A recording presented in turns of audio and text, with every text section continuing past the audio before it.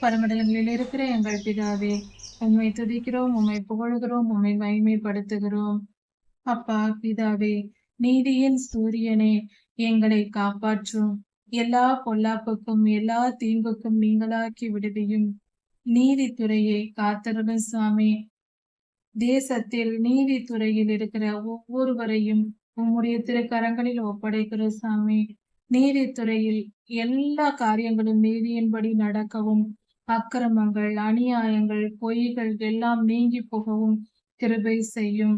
ஆண்டவரே, இஸ்ரவேலர்கள் வனாந்தரத்தை முடித்து கானானுக்குள் வந்த பின்பு அநேகம் நியாயாதிபதிகளை எழுப்பி நீதி நியாயம் விசாரிக்க செய்தீர்.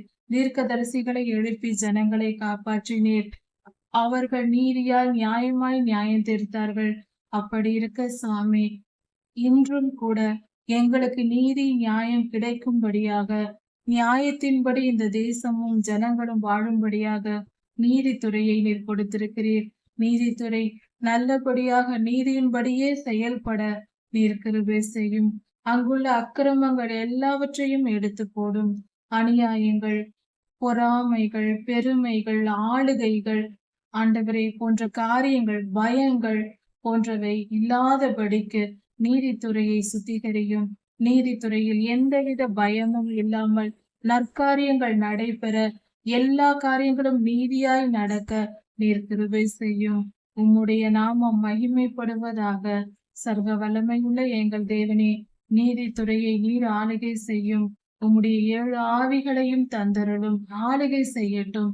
பரிசுத்தம் விளங்கட்டும். நீதி நியாயங்கள் நிறைவேறட்டும்.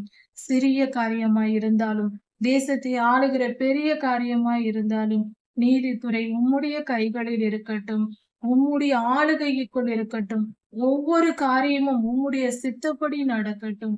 நீதித்துறையை நீர் பற்றி கொள்ளும். ஆண்டவரே, நீர் ஆளுகை செய்யும். அர்ப்பணிக்கிறோம் சாமி.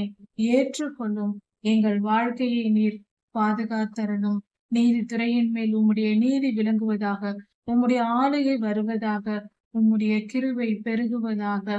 அங்குள்ள ஒவ்வொருவரும், நீதித்துறையில் பணிபுரிகிற ஒவ்வொருவரும் ஆண்டவரே, உம்முடைய அன்பை உணர்ந்து அவர்கள் உண்மையையும் நியாயத்தையும் நீதியையும் நேசித்து நீதியின்படி வாழ கிருபை செய்யும். அப்படிப்பட்டவர்களை நீர் உயர்த்தும். நீதியின்படி நடக்கிற நீதிமான்களை உயர்த்தும். அதை பார்த்து மற்றவர்களும் நீதியாய் நடப்பார்களே. நன்றி சுவாமி. ராஜாதி ராஜா இயேசுவின் நாமத்தினால் பிதாவே, ஆமேன். மாரநாதா.